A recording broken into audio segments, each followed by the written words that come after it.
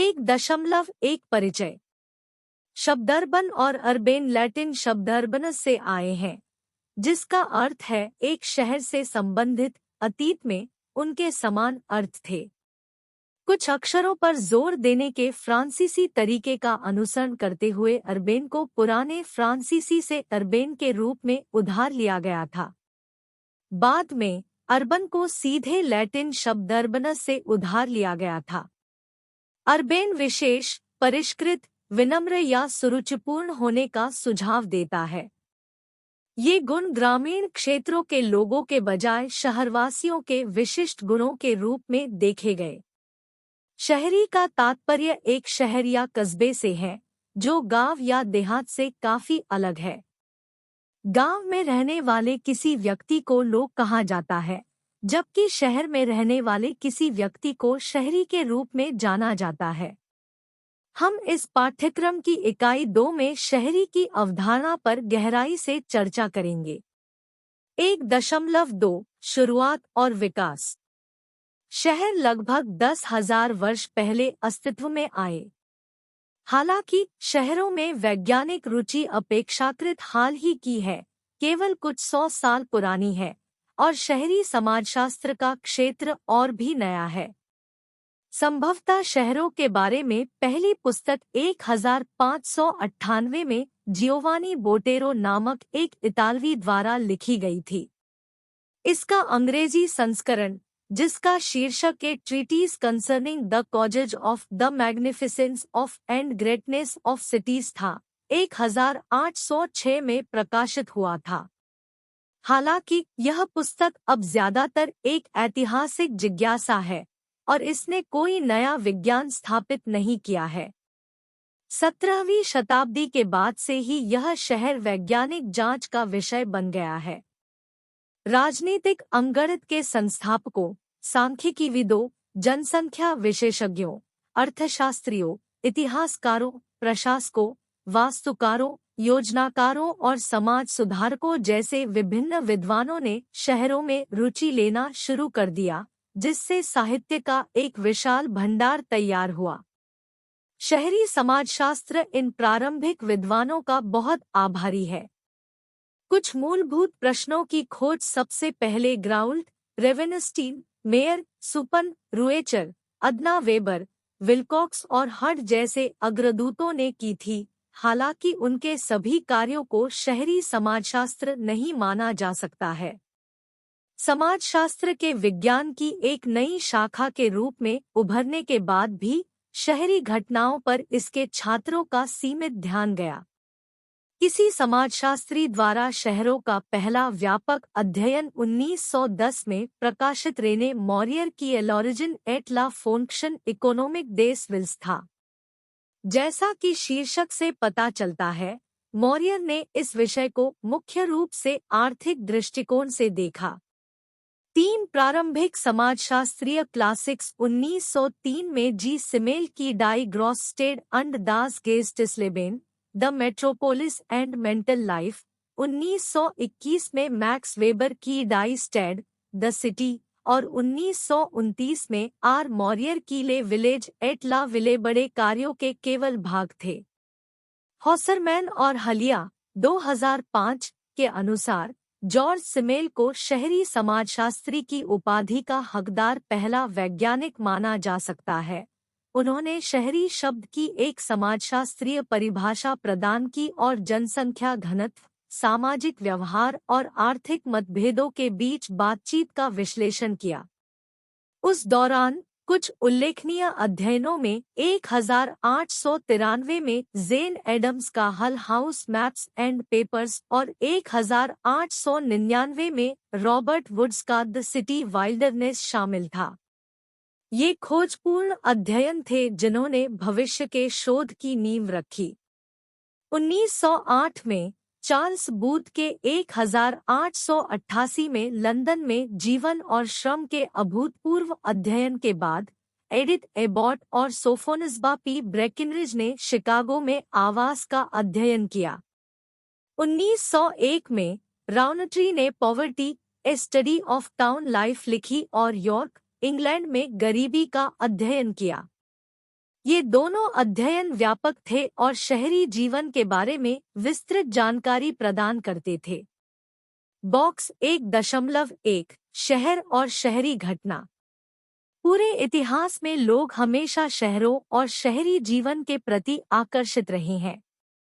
यह आकर्षण बहुत पुराना है, संभवतः तब का जब शहरों का अस्तित्व पहली बार शुरू हुआ था। विभिन्न संस्कृतियों और समाजों के लोगों ने शहरों में रुचि दिखाई है, चाहे सामान्य ज्ञान के माध्यम से या समाज और राजनीति के बारे में अधिक उन्नत विचारों के माध्यम से। शहरों के प्रति इस आकर्षण में उनके अद्वितीय गुणों, शक्तियों, कमजोरियों और वे ग्रामीण क्षेत्रों से कैसे भिन्न हैं, यह देखना शामिल है। लोग शहरों का मूल्यांकन नैतिक रूप से भी करते हैं। शहरों के बारे में यह जिज्ञासा यहूदी, हेलेनिस्टिक, रोमन, ईसाई, भारतीय, चीनी और इस्लामी संस्कृतियों सहित सभ्यताओं की एक विस्तृत श्रृंखला में देखी जा सकती है।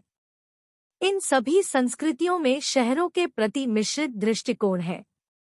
एक ओर शहरों द्वारा प्रदान की जाने वाली रचनात्मकता की शक्ति, धन और क्षमता की सराहना की जाती है।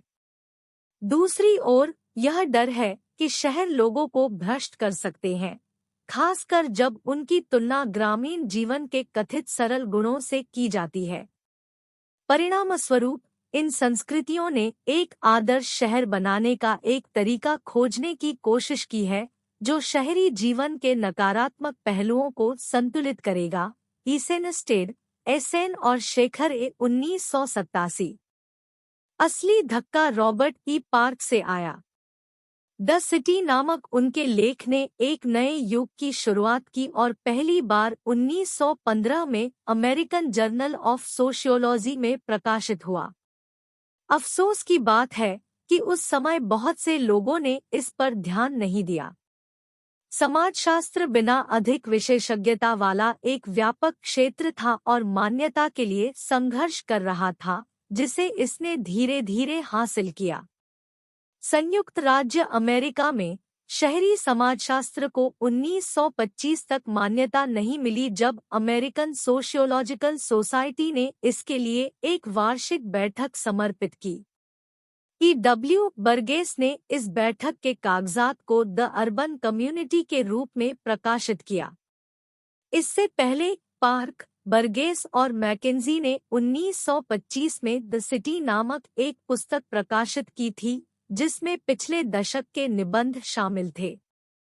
इन दो कार्यों ने इस विषय की नींव बनाई और इसे शिकागो विश्वविद्यालय में उनके छात्रों द्वारा आगे विकसित किया गया, जिसे Chicago school of urban sociology के रूप में जाना जाता है। इसके विपरीत भारत में समाजशास्त्र अपेक्षाकृत नया था।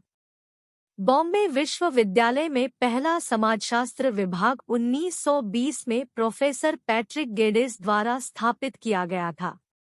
गेडेस ने 1914 और 1924 के बीच लगभग 50 भारतीय शहरी केंद्रों का सर्वेक्षण किया और 1918 में इंदौर के लिए नगर नियोजन पर 2 खंड प्रकाशित किए।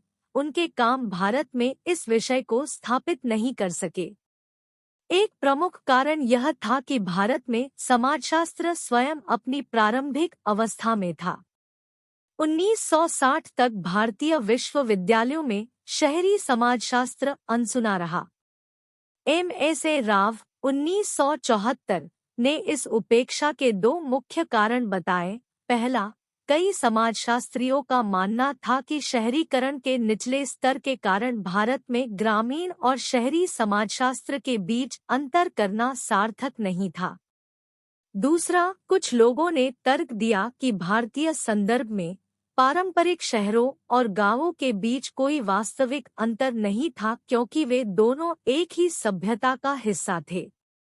सतीश सबरवाल 1977 ने अपने पेपर भारतीय शहरीवाद, एक सामाजिक ऐतिहासिक परिप्रेक्ष्य में इस पर चर्चा की।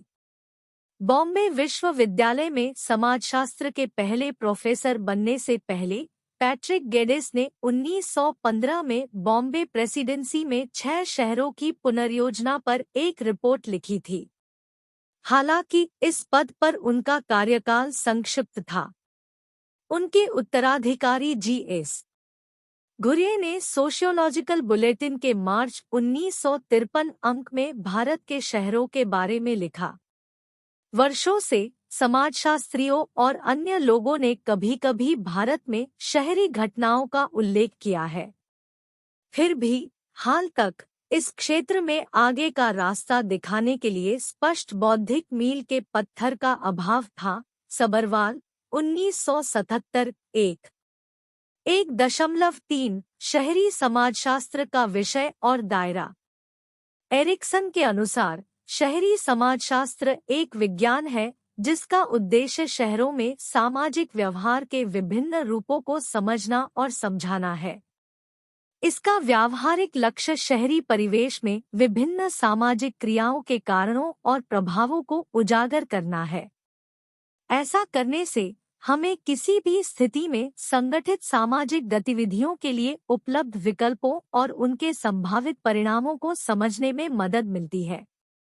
सरल शब्दों में शहरी समाजशास्त्र यह पता लगाता है कि शहरी जीवन सामाजिक कार्यों, रिश्तों, संस्थानों और शहरी जीवन से उभरने वाली सभ्यताओं को कैसे प्रभावित करता है। लुई विर्थ, जिन्होंने शहरीकरण का व्यापक अध्ययन किया है, इस विषय की जटिलता पर प्रकाश डालते हैं। शहर सिर्फ एक जगह नहीं है जहां बड़ी संख्या में लोग एक साथ रहते हैं। यह लगभग हर तरह से अविश्वसनीय रूप से विविध है, जिसमें मनुष्य एक दूसरे से भिन्न हो सकते हैं। यह शहर को आदिम या ग्रामीण समुदायों जैसे सरल समाजों से अलग करता है। शहर को समझने के लिए हमें सरल और अधिक समरूप समाजों के अध्ययन की तुलना में विभिन्न तरीकों की आवश्यकता है। यही कारण है कि हम शहर में विभिन्न प्रकार के लोगों को समझने के लिए व्यापक सांख्यिकीय अनुसंधान पर भरोसा करते हैं। किसी भी समाज की तरह शहर के निवासी उम्र और लिंग के मामले में भिन्न होते हैं, लेकिन वे उम्र और लिंग वितरण के अद्वितीय पैटर्न प्रदर्शित करते हैं जो शहर के एक क्षेत्र से दूसरे क्षेत्र में बदलते रहते हैं। शहरी विकास द्वारा अनुमत श्रम की अधिक विशेषज्ञता के कारण उनके पास विविध व्यवसाय भी है। इसके अलावा वे धन और आय में भिन्न हैं, अत्यधिक समृद्धि से लेकर अत्यधिक गरीबी और असुरक्षा तक फैले हुए हैं। पूंजीवादी सभ्यता के जटिल जाल में अपनी केंद्रीय स्थिति के कारण दुनिया भर के लोगों को आकर्षित करने में इसकी भूमिका इस शहर को और भी विशिष्ट बनाती है। इसने विभिन्न नस्लीय और जातीय पृष्ठभूमि से व्यक्तियों को आकर्षित किया है, उनकी विशेषताओं को मिश्रित किया है और लोगों का एक नया मिश्रण बनाया है। कुछ क्षेत्रों में ये समूह आपस में मिल जाते हैं, जबकि अन्य में वे अलग हो जाते हैं। वे कुछ पहलुओं में सहयोग करते हैं और दूसरों में संघर्ष करते हैं। साथ ही मानव इतिहास में पहले कभी नहीं देखी गई संस्कृतियों के अनूठे मिश्रण में योगदान करते हैं। शहर में लोगों की यह विविधता प्रेरणा और तनाव के साथ साथ संघर्ष और घर्षण दोनों को जन्म देती है, जो आधुनिक समाज की विशेषता है। स्रोत लुई विर्थ 1940। चिंतन एवं क्रिया 1.1। आप जिस समाज में रहते हैं उसका भौतिक स्वरूप के आधार पर निरीक्षण करें, अर्थात चाहे वह गांव हो, कस्बे, शहर या महानगर, उसके भौतिक ढांचे की दृष्टि से इसकी संस्कृति, लोगों के मूल्यों आदि के बारे में याद करें। अब आपके द्वारा पहचानी गई विशेषताओं के आधार पर मेरा शहर कस्बा गांव पर 2 पृष्ठों का एक नोट लिखें। अपने अध्ययन केंद्र के अन्य छात्रों और अपने अकादमिक परामर्शदाता के साथ अपनी रिपोर्ट पर चर्चा करें। शीर्षक: मेरे गृहनगर पर मेरा प्रतिबिंब, इसके भौतिक और सांस्कृतिक ताने-बाने की एक झलक। परिचय: इंदिरा गांधी राष्ट्रीय मुक्त विश्वविद्यालय इग्नू में एक छात्र के रूप में मुझे उस समाज पर विचार करने और उसका विश्लेषण करने का काम सौंपा गया था जिसमें मैं रहता हूँ, इसकी भौतिक प्रकृति और सांस्कृतिक विशेषताओं पर ध्यान केंद्रित करता हूँ। मैं हार्मनीविले नामक कस्बे में रहता हूँ, जो भारत के दक्षिणी भाग में स्थित है। इस निबंध में मैं हार्मनीविले के भौतिक बुनियादी ढांचे का एक सिंहावलोकन प्रदान करूंगा, इसके सांस्कृतिक पहलुओं की गहराई से जांच करूंगा और समुदाय पर अपनी टिप्पणियों और विचारों को साझा करूंगा। इस असाइनमेंट का उद्देश्य उन पेचीदगियों का पता लगाना है जो हार्मनीविले को घर कहने के लिए एक अनोखी और विविध जगह बनाती है। भौतिक मूल ढांचा। हालांकि हार्मनीविले को एक कस्बे के रूप में वर्गीकृत किया गया है, लेकिन इसमें शहरी और ग्रामीण विशेषताओं का मिश्रण है। इसके भौतिक बुनियादी ढांचे की विशेषता अच्छी तरह से बनाए रखा सड़कों का एक नेटवर्क है, जो शहर के विभिन्न इलाकों और आसपास के गांवों को जोड़ता है। शहर के केंद्र में शॉपिंग मॉल, शैक्षणिक संस्थान और स्वास्थ्य देखभाल सुविधाएं जैसी आधुनिक सुविधाएं हैं। आवास परिदृश्य पुराने इलाकों में पारंपरिक एकल मंजिला घरों से लेकर शहर के नए हिस्सों में समकालीन बहुमंजिला अपार्टमेंट तक भिन्न होता है। शहर के भीतर हरे भरे पार्कों और मनोरंजक क्षेत्रों की उपस्थिति निवासियों को अवकाश और विश्राम के लिए स्थान प्रदान करती है। इसके अतिरिक्त हार्मनीविले की सार्वजनिक परिवहन प्रणाली कुशल है, जिसमें बसें शहर को आसपास के शहरों और गांवों से जोड़ती है। शहर की विशिष्ट विशेषताओं में से एक इसकी पर्यावरण सचेत पहल है। हार्मनीविले ने अपशिष्ट पृथक्करण, पुनर्चक्रण और वृक्षारोपण अभियान के लिए समर्पित क्षेत्रों के साथ अपने प्राकृतिक परिवेश को संरक्षित करने के लिए महत्वपूर्ण प्रयास किए हैं। स्थिरता के प्रति शहर की प्रतिबद्धता छतों पर सौर पैनलों की व्यापकता और स्थानीय परिवहन के लिए इलेक्ट्रिक रिक्शा के उपयोग में परिलक्षित होती है। सांस्कृतिक पहलू। हार्मनीविले संस्कृतियों और परंपराओं का मिश्रण है। इसके निवासी विविध पृष्ठभूमियों से आते हैं, जिनमें भारत के विभिन्न क्षेत्र और यहाँ तक कि एक छोटा अंतर्राष्ट्रीय समुदाय भी शामिल है।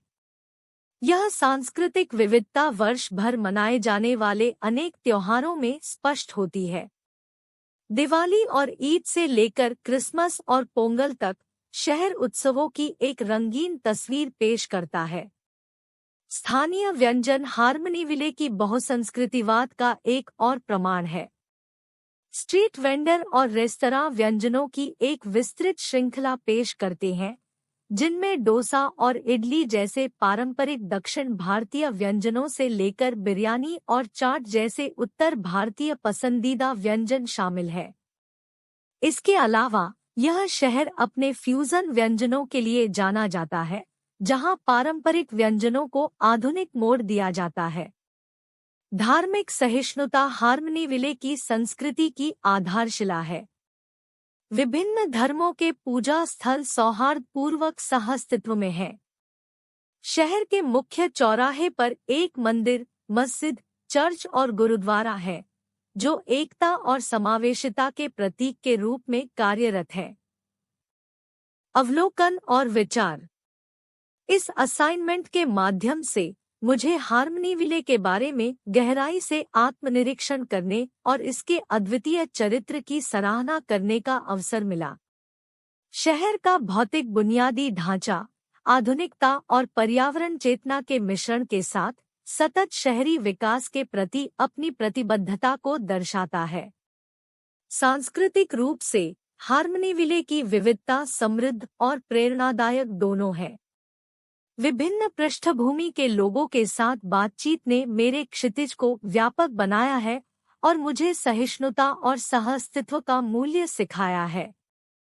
विभिन्न त्योहारों के उत्सव और पाक परंपराओं के मिश्रण ने अनुभवों की एक ऐसी श्रृंखला बनाई है जो हार्मनीविले को वास्तव में विशेष बनाती है। एक पहलू जिस पर मेरा मानना है कि अधिक ध्यान देने की आवश्यकता है, वह है सामुदायिक सहभागिता। जबकि हार्मनीविले सांस्कृतिक रूप से विविध है, वहाँ अधिक सामाजिक एकजुटता और समुदाय संचालित पहल की गुंजाइश है। निवासियों के बीच अधिक संपर्क और सहयोग को प्रोत्साहित करने से अपनेपन की भावना मजबूत हो सकती है और सामूहिक प्रगति हो सकती है। साथ ही छात्रों और अकादमिक परामर्शदाता के साथ चर्चा। इग्नू अध्ययन केंद्र में अपने साथी छात्रों और अकादमिक परामर्शदाता के साथ चर्चा के दौरान हमने भारत के विभिन्न क्षेत्रों से समान असाइनमेंट का पता लगाया। प्रत्येक स्थान की विशिष्टता के बारे में जानना और इसने निवासियों के जीवन और धारणाओं को कैसे आकार दिया, यह जानना दिलचस्प था। हमने आधुनिकता को अपनाते हुए सांस्कृतिक विरासत के संरक्षण के महत्व और सतत शहरी विकास की आवश्यकता पर भी चर्चा की। मेरे अकादमिक परामर्शदाता ने अपनेपन की भावना को बढ़ावा देने में सामुदायिक सहभागिता के महत्व पर मूल्यवान अंतर्दृष्टि प्रदान की और हार्मनीविले के निवासियों के बीच सहयोग के संभावित तरीकों पर चर्चा की। चर्चा ने इस विचार को पुष्ट किया कि हमारे शहर की विविधता एक ताकत है जो प्रभावी ढंग से उपयोग किए जाने पर सकारात्मक बदलाव ला सकती है। निष्कर्ष। अंत में मेरे गृहनगर हार्मनीविले पर मेरा विचार एक ज्ञानवर्धक अनुभव रहा है। इसने मुझे शहर के भौतिक बुनियादी ढांचे और सांस्कृतिक समृद्धि की सराहना करने के साथ साथ सुधार के क्षेत्रों को पहचानने की भी अनुमति दी है। हार्मनीविले परंपरा और आधुनिकता के मिश्रण के साथ विविध संस्कृतियों के सामंजस्यपूर्ण सहअस्तित्व के प्रमाण के रूप में खड़ा है।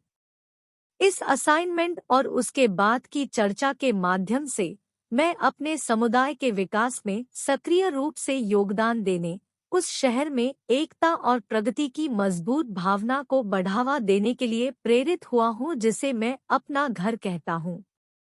शहरी समाजशास्त्र के अंतर्गत एक विविध और व्यापक क्षेत्र है। यह शहरों में सामाजिक संस्थाओं और समूहों को कैसे वितरित किया जाता है, इस पर ध्यान केंद्रित करके भूगोल के साथ जुड़ता है।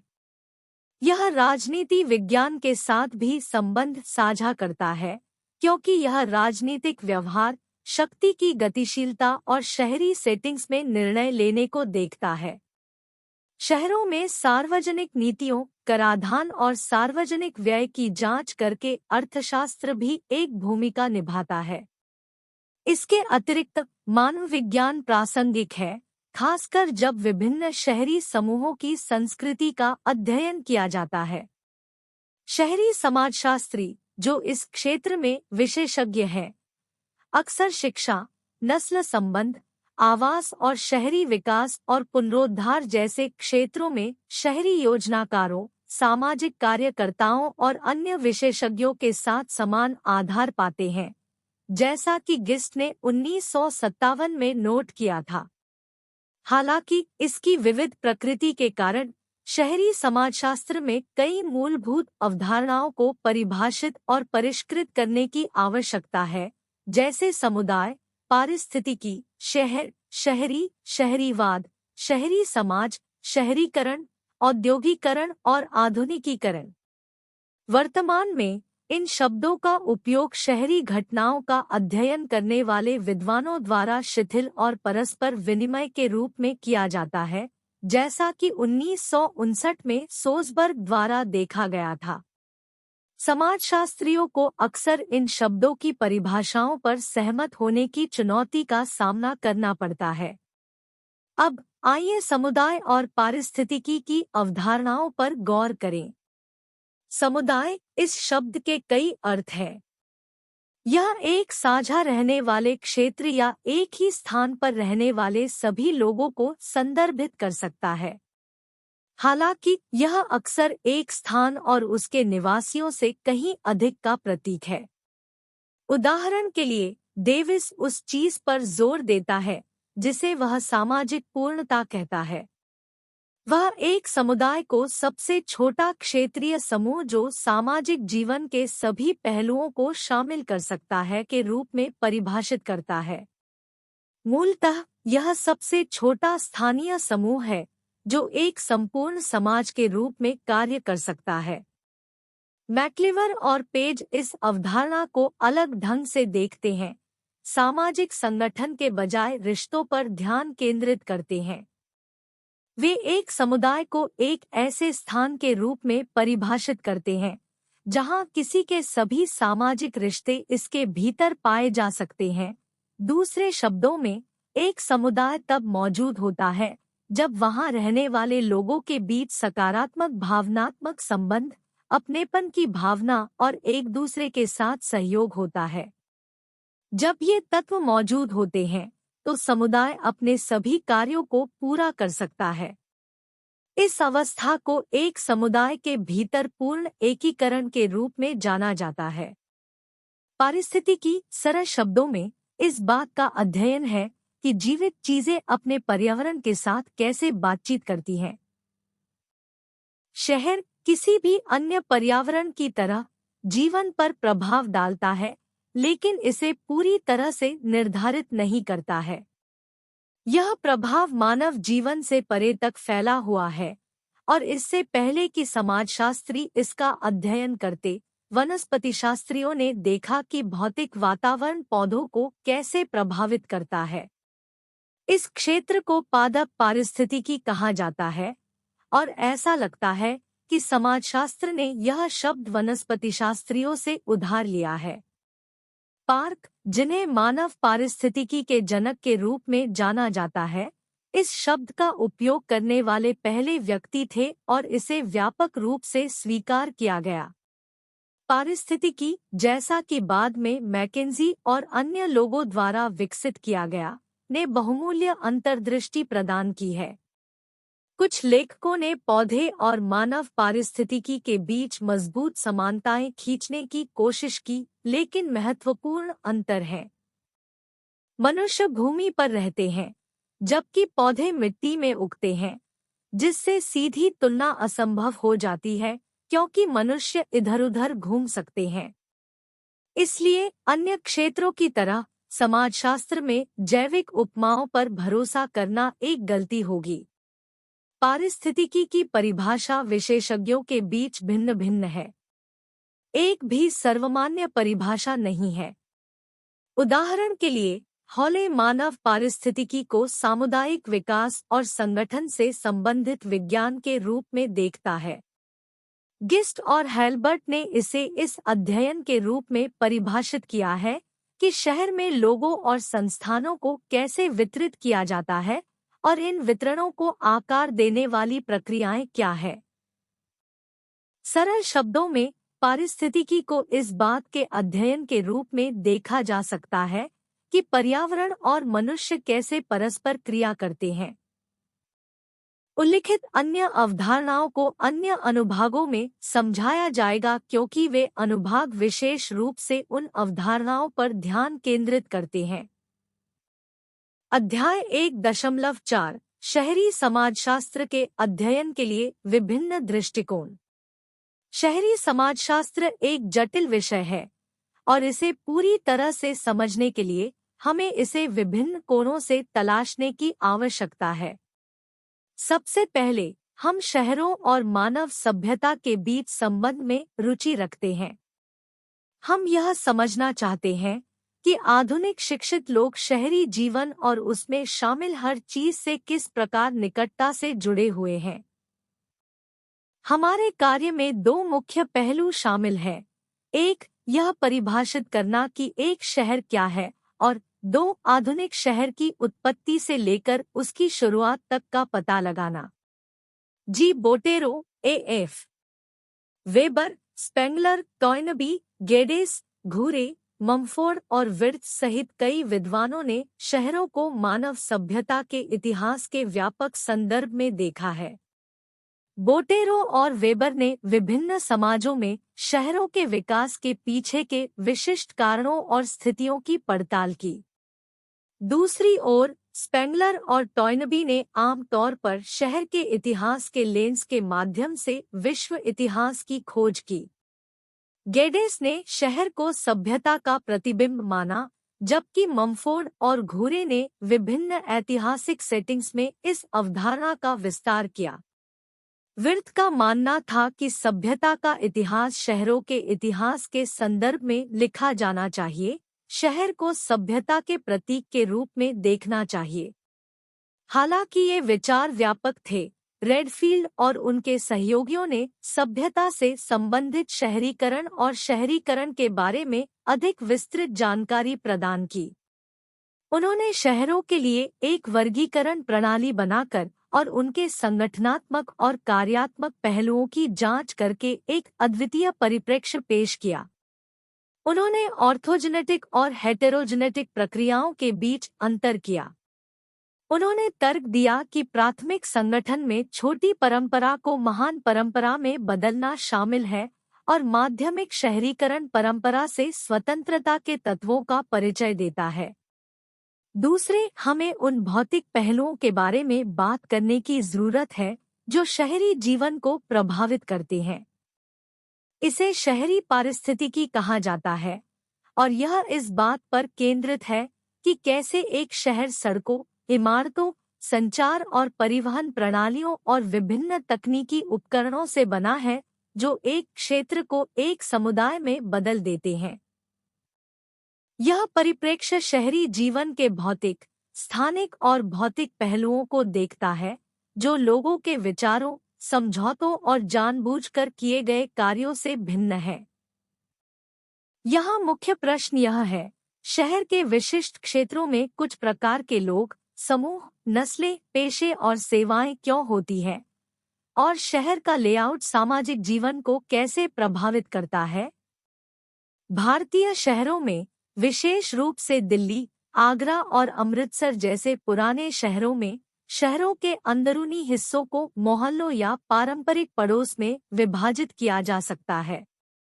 इन क्षेत्रों पर मुख्य रूप से विशिष्ट व्यावसायिक या जाति समूहों का कब्जा है और यह पैटर्न सभी भारतीय शहरों में आम है।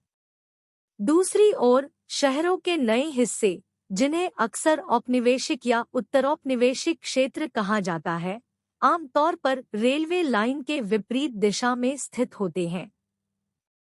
ये इलाके पुराने इलाकों से काफी अलग हैं। यहाँ लोगों को जाति या व्यवसाय के बजाय उनकी आय के आधार पर समूहीकृत किया जाता है और प्लॉट का आकार भी एक भूमिका निभाता है। आप बड़े भूखंडों की संख्या और चौड़ी सड़कों के साथ साथ उपलब्ध बुनियादी ढांचे को देखकर किसी क्षेत्र की सामाजिक-आर्थिक स्थिति निर्धारित कर सकते हैं। गरीब आवासीय क्षेत्र अपनी उपस्थिति और बुनियादी ढांचे के कारण अमीर या उच्च वर्ग के क्षेत्रों से अलग दिखते हैं।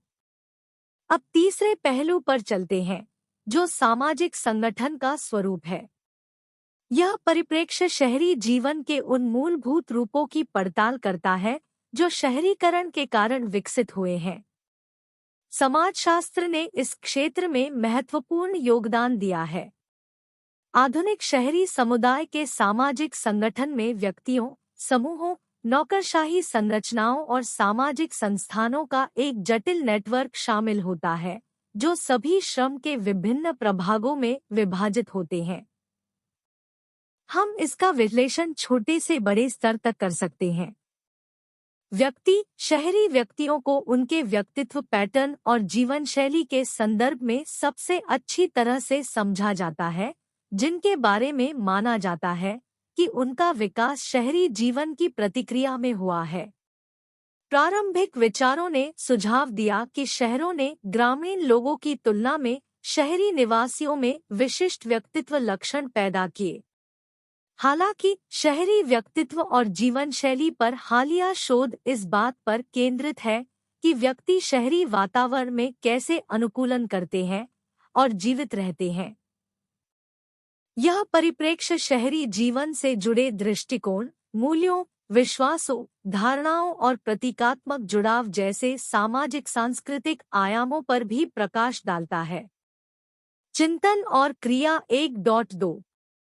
क्या आपको लगता है कि आप शहरी व्यक्ति हैं या ग्रामीण?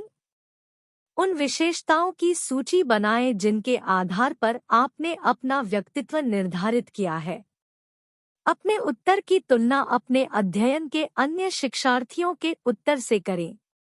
शीर्षक: चिंतन और कार्य 1.2 क्या मैं शहरी या ग्रामीण व्यक्ति हूँ? परिचय: भारत के मुक्त विश्वविद्यालय इग्नू के एक छात्र के रूप में मुझे इस पर विचार करने और मूल्यांकन करने का काम सौंपा गया है कि क्या मैं एक शहरी या ग्रामीण व्यक्ति के रूप में अधिक पहचान रखता हूँ। इस अभ्यास का उद्देश्य उन विशेषताओं का पता लगाना है जो इस आत्मधारणा को प्रभावित करते हैं। इस चिंतनशील निबंध में मैं अपने जीवन और अनुभवों के विभिन्न पहलुओं पर प्रकाश डालूंगा जिन्होंने मेरे व्यक्तित्व को आकार दिया है और अंततः मुझे खुद को अधिक शहरी या ग्रामीण के रूप में वर्गीकृत करने के लिए प्रेरित किया है। इसके अलावा मैं अपने निष्कर्षों की तुलना अपने अध्ययन केंद्र के अन्य शिक्षार्थियों की प्रतिक्रियाओं से करूंगा। मेरे व्यक्तित्व को परिभाषित करने वाले गुण: पालन पोषण और पृष्ठभूमि मेरी पहचान को प्रभावित करने वाले सबसे बुनियादी कारकों में से एक मेरा पालन पोषण है। मेरा जन्म और पालन पोषण एक छोटे शहर में हुआ, लेकिन बाद में उच्च शिक्षा के लिए मैं एक शहर में चला गया। ग्रामीण और शहरी अनुभवों के इस मिश्रण ने मुझे एक अनोखा दृष्टिकोण प्रदान किया है। मैं ग्रामीण मूल्यों और परंपराओं से गहरे जुड़ाव के साथ बड़ा हुआ हूँ, फिर भी मैंने तेज रफ्तार शहरी जीवन शैली को भी अपना लिया है। जीवन शैली प्राथमिकताएं: मुझे लगता है कि मेरी जीवन शैली प्राथमिकताएं शहरी विकल्पों की ओर अधिक झुकती है। मैं high speed internet, online shopping जैसी आधुनिक सुविधाओं और थिएटर और रेस्तरां जैसे मनोरंजन विकल्पों तक पहुंच की सराहना करता हूं। ये ऐसे पहलू हैं जो आमतौर पर शहरी जीवन से जुड़े हुए हैं। करियर आकांक्षाएं: मेरी करियर आकांक्षाएं शहरी अवसरों के अनुरूप हैं। मैं एक ऐसे क्षेत्र में काम कर रहा हूं जो मुख्य रूप से शहरी क्षेत्रों में पाया जाता है, जिसने अधिक शहरी के रूप में पहचान बनाने के मेरे निर्णय को प्रभावित किया है। कैरियर विकास और नेटवर्किंग की इच्छा एक महत्वपूर्ण कारक है। सामाजिक संबंध: मेरे सामाजिक दायरे में मुख्य रूप से शहरी परिवेश में रहने वाले लोग शामिल हैं। यह डिजाइन के आधार पर नहीं है, बल्कि यह इस बात का प्रतिबिंब है कि मैंने अपने हाल के अधिकांश वर्ष कहाँ बिताए हैं। मेरे मित्र, सहकर्मी और परिचित अधिकतर शहरी निवासी हैं, और इसने जीवन के विभिन्न पहलुओं पर मेरे दृष्टिकोण को आकार दिया है। पर्यावरणीय जुड़ाव: दूसरी ओर, मुझे प्रकृति और उससे मिलने वाली शांति के प्रति गहरी सराहना है, जो ग्रामीण जीवन के अनुरूप है। मुझे अक्सर प्राकृतिक परिवेश में सांत्वना मिलती है, और मैं लंबी पैदल यात्रा, कैंपिंग और बागवानी जैसी गतिविधियों की ओर आकर्षित होता हूँ। ये रुचियाँ अक्सर ग्रामीण या उपनगरीय परिवेश से जुड़ी होती है। सांस्कृतिक संबंध: मेरे पालन पोषण से ही मेरा ग्रामीण त्योहारों और परंपराओं से गहरा संबंध रहा है। इन सांस्कृतिक संबंधों का मेरी पहचान पर महत्वपूर्ण प्रभाव पड़ता है, जिससे मुझे ग्रामीण मूल्यों और रीति रिवाजों में निहित होने का एहसास होता है।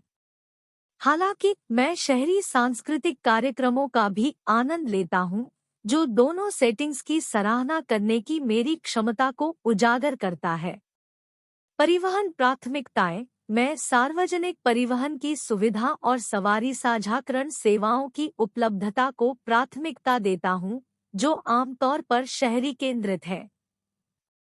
यह निजी वाहनों पर ग्रामीण निर्भरता के विपरीत है। सामुदायिक भागीदारी: शहरी क्षेत्रों में रहने के बावजूद मैं सक्रिय रूप से सामुदायिक भागीदारी और सामाजिक प्रभाव परियोजनाओं के अवसरों की तलाश करता हूँ, जो अक्सर ग्रामीण समुदायों से जुड़े होते हैं। यह मेरी ग्रामीण जड़ों से जुड़े रहने की मेरी इच्छा को दर्शाता है। विविधता के साथ आराम: मैं विविध वातावरण में सहज महसूस करता हूँ, जो शहरों की बहुसांस्कृतिक प्रकृति के कारण अक्सर शहरी जीवन से जुड़ी एक विशेषता है। विभिन्न पृष्ठभूमियों के लोगों के संपर्क में आने से मेरा दृष्टिकोण व्यापक हुआ है। स्वास्थ्य देखभाल पहुंच, स्वास्थ्य सुविधाओं और सेवाओं तक पहुंच एक महत्वपूर्ण कारक है। मैं नियमित जांच और चिकित्सा आपात स्थितियों के लिए शहरी स्वास्थ्य देखभाल बुनियादी ढांचे पर भरोसा करता हूं, जो एक व्यावहारिक शहरी विशेषता है। अन्य शिक्षार्थियों के साथ तुलना। अपने अध्ययन केंद्र के अन्य शिक्षार्थियों के साथ अपने उत्तर की तुलना करने के लिए मैंने अपने साथियों के साथ अनौपचारिक चर्चा की।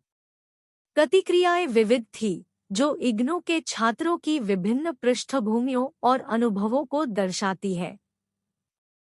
यहाँ कुछ सामान्य विषय दिए गए हैं। शहरी प्रभुत्व। मेरे जैसे कई छात्रों ने शहरी विशेषताओं को अधिक पहचाना। उन्होंने अपनी पसंद को प्रभावित करने वाले कारकों में कैरियर की संभावनाओं, जीवन शैली की प्राथमिकताओं और शहरी जीवन की सुविधा जैसे कारकों का हवाला दिया। ग्रामीण जुड़ाव। कुछ छात्रों का ग्रामीण जुड़ाव मजबूत था, जो अक्सर ग्रामीण इलाकों में उनके पालन पोषण से उपजा था। उन्होंने पारिवारिक संबंधों, सांस्कृतिक मूल्यों और कृषि और प्रकृति के प्रति प्रेम के महत्व पर जोर दिया। मिश्रित पहचान। कई शिक्षार्थियों ने स्वयं को मेरे अपने अनुभव के समान एक मिश्रित पहचान वाला बताया। उन्होंने शहरी और ग्रामीण दोनों प्रकार के जीवन के तत्वों की सराहना की और खुद को एक श्रेणी में रखना चुनौतीपूर्ण पाया। शहरी सपने, ग्रामीण जड़ें। कुछ छात्रों ने अपनी ग्रामीण जड़ों से गहरा लगाव बनाए रखते हुए बेहतर शिक्षा और करियर के अवसरों के लिए शहरी क्षेत्रों में प्रवास करने की इच्छा व्यक्त की। सांस्कृतिक महत्व। सांस्कृतिक संबंधों और परंपराओं ने कई छात्रों की आत्मधारणा में महत्वपूर्ण भूमिका निभाई। कुछ लोगों ने महसूस किया कि चाहे वे कहीं भी रहें, उनकी सांस्कृतिक पहचान उनके पालन पोषण में दृढ़ता से निहित थी। निष्कर्ष। निष्कर्षतः यह प्रश्न कि मैं अधिक शहरी या ग्रामीण व्यक्ति हूँ, जटिल और बहुआयामी है। जबकि मेरे जीवन के कुछ पहलू और प्राथमिकताएं शहरी जीवन से मेल खाती हैं, मेरी परवरिश, सांस्कृतिक संबंध और प्रकृति के प्रति आकर्षण भी ग्रामीण प्रभावों को दर्शाते हैं। मेरी पहचान, मेरे अध्ययन केंद्र के कई अन्य लोगों की तरह, इन विशेषताओं का मिश्रण है। इस अभ्यास ने किसी की पहचान को समझने में आत्मप्रतिबिंब के महत्व पर प्रकाश डाला है और यह कैसे विभिन्न कारकों द्वारा आकार दिया जाता है। इससे यह भी पता चला है कि आज की परस्पर जुड़ी दुनिया में इग्नू के छात्रों सहित कई व्यक्ति खुद को परिभाषित करने के लिए शहरी और ग्रामीण दोनों अनुभवों से प्रेरणा लेते हुए एक मिश्रित अस्तित्व में रहते हैं। अंततः मेरी आत्मपहचान विविधता की समृद्धि और प्रभावों के अनूठे मिश्रण की याद दिलाती है, जो प्रत्येक व्यक्ति के व्यक्तित्व को विशिष्ट बनाती है। प्राथमिक समूह। ये छोटे और आमने सामने के समूह हैं, जैसे परिवार, जोड़े या घनिष्ठ मित्रता समूह।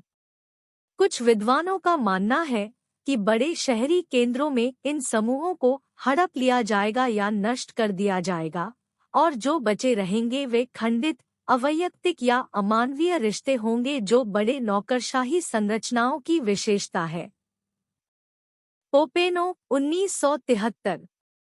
प्राथमिक समूह शहरी सामाजिक संगठन के एक महत्वपूर्ण भाग के रूप में अस्तित्व में बने हुए हैं। हालांकि वे ग्रामीण समाज के अवशेष प्रतीत होते हैं, लेकिन उन्होंने आधुनिक शहरी जीवन को अपना लिया है। ये परिवर्तन वर्तमान शहरी समाजशास्त्रीय अनुसंधान का एक प्रमुख केंद्र बिंदु है। जब शहरी सामाजिक संगठन की बात आती है, तो आकार और जटिलता के मामले में शहरी पड़ोस बीच के रास्ते में आ जाते हैं। वे प्राथमिक समूहों की तुलना में बड़े और अधिक जटिल हैं, लेकिन बड़े नौकरशाही संगठनों की तुलना में कम औपचारिक और जटिल है। समाजशास्त्री स्थानीय स्तर पर शहरी जीवन में सामाजिक संबंध, सामाजिक भागीदारी के लिए स्थान, अर्थ या व्यवस्था प्रदान करने में स्थानीय पड़ोस के महत्व पर पूरी तरह सहमत नहीं है। इस विषय पर बहुत सारे शोध और अटकलें हैं। सामाजिक नेटवर्क के आसपास भी यही अनिश्चितता मौजूद है, जो पड़ोस की तुलना में बातचीत के अधिक लचीले पैटर्न है। वे आवश्यक रूप से विशिष्ट भौगोलिक स्थानों से बंधे नहीं हैं, और समाजशास्त्रीय साहित्य अभी भी उन्हें वर्गीकृत करने और समझाने पर काम कर रहा है।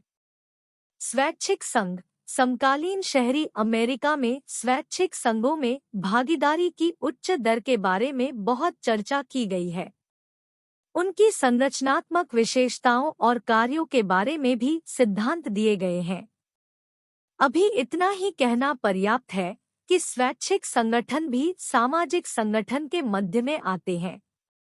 वे पड़ोस या नेटवर्क की तुलना में कुछ हद तक अधिक औपचारिक और आंतरिक रूप से भिन्न है।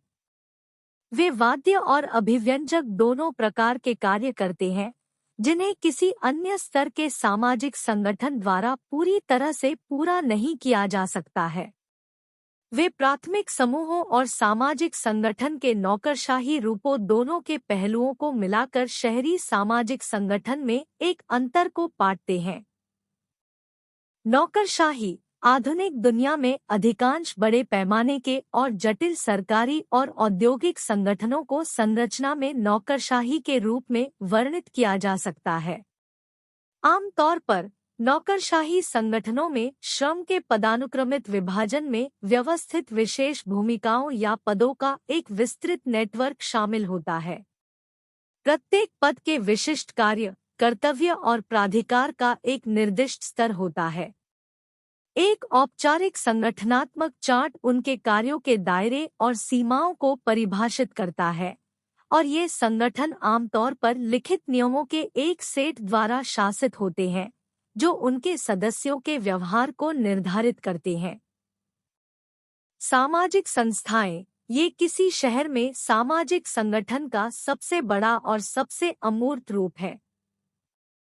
सरल शब्दों में, वे व्यवहार और अपेक्षाओं के व्यापक रूप से स्वीकृत तरीके हैं, जो किसी समुदाय या समाज की जरूरतों को पूरा करने के लिए समय के साथ विकसित होते हैं।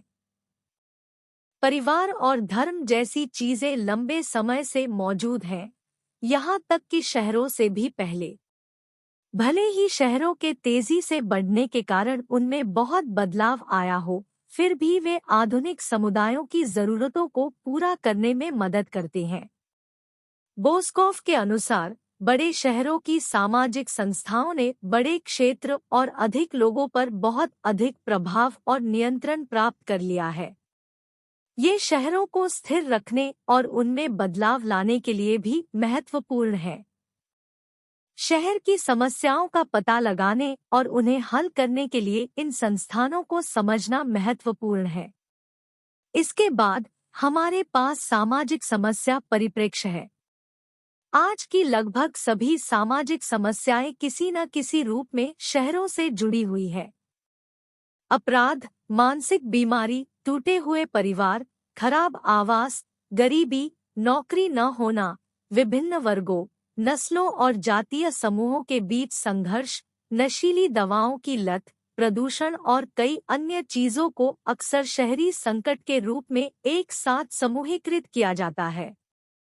हाल ही में लोग इन समस्याओं के बारे में ऐसे सोचते हैं मानो वे शहर जैसी ही हो, लेकिन यह बिल्कुल सही नहीं है, क्योंकि एक शहर सिर्फ उसकी समस्याओं से कहीं अधिक होता है। यह लोगों का वर्णन केवल उनकी बीमारियों के आधार पर करने जैसा है। साथ ही अधिकांश सामाजिक समस्याओं के लिए शहरीकरण को दोष देना पूरी तरह से उचित नहीं है। सीधे तौर पर यह देखना कठिन है कि शहरीकरण जैसी बड़ी चीज उन विशिष्ट समस्याओं से कैसे जुड़ी है जिनका मैंने उल्लेख किया है। इन बड़ी सामाजिक प्रक्रियाओं और विशिष्ट समस्याओं के बीच का संबंध जटिल और अप्रत्यक्ष है। फिर भी शहर और बड़े शहरी क्षेत्र ऐसे हैं जहां इनमें से बहुत सी समस्याएं होती हैं या बदतर हो जाती है, इसलिए उन्हें शहरी संदर्भ में समझना महत्वपूर्ण है।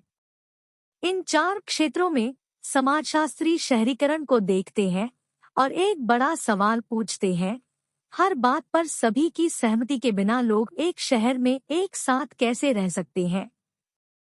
शहरों में बहुत सारे अलग अलग लोग और नौकरियां हैं और यह समाजशास्त्र को महत्वपूर्ण बनाता है क्योंकि यह सभी प्रकार के अलग अलग व्यक्तियों और समूह व्यवहारों को जन्म देता है। 1.5 शहरी समाजशास्त्र और अन्य सामाजिक विज्ञान। शहरी समाजशास्त्र लोगों को देखता है, स्थानों को नहीं। इसकी रुचि संस्कृति में है, भौतिक चीजों में नहीं। यह समूहों पर केंद्रित है, क्षेत्रों पर नहीं।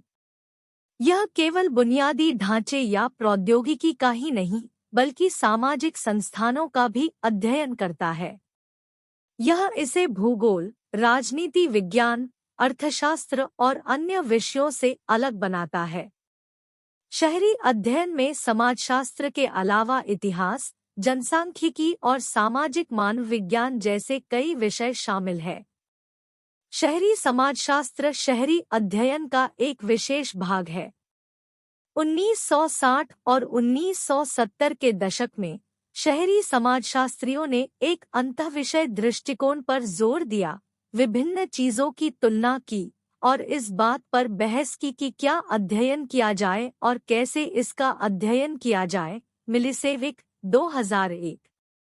उन्होंने शहरों के अध्ययन के साथ राजनीति को मिश्रित किया, सामाजिक संघर्षों, शक्ति की गतिशीलता और संसाधन, उत्पादन, उपभोग, विनिमय और वितरण प्रणाली कैसे काम करती है, इस पर ध्यान केंद्रित किया। यह सब मुख्य समाजशास्त्रीय विषयों से जुड़ता है। पार्क 1972। जबकि भूगोलवेत्ता और इतिहासकार अंतरिक्ष और समय से निपटते हैं, समाजशास्त्री शहरों का अध्ययन करते समय संरचना और संस्कृति में रुचि रखते हैं। 1.6 निष्कर्ष।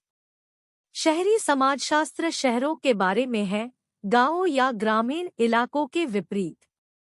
यह पता लगाता है कि शहरी जीवन सामाजिक कार्यों, रिश्तों, संस्थानों और शहरी जीवन पर आधारित जीवन के तरीकों को कैसे प्रभावित करता है। 20वीं सदी की शुरुआत में यह क्षेत्र खुद को स्थापित करने के लिए संघर्ष कर रहा था। 1925 में इसे मान्यता तब मिली जब अमेरिकन सोशियोलॉजिकल सोसाइटी ने शहरी समाजशास्त्र को समर्पित एक बैठक की। बाद में यह समाजशास्त्र का एक महत्वपूर्ण हिस्सा बन गया। भारत में पहला समाजशास्त्र विभाग 1920 में प्रोफेसर पैट्रिक गेडेस द्वारा बॉम्बे विश्वविद्यालय में स्थापित किया गया था।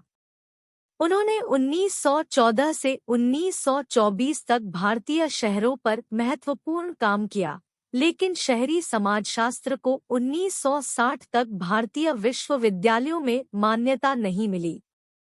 शहरी समाजशास्त्र के सबसे विविध और समावेशी क्षेत्रों में से एक है।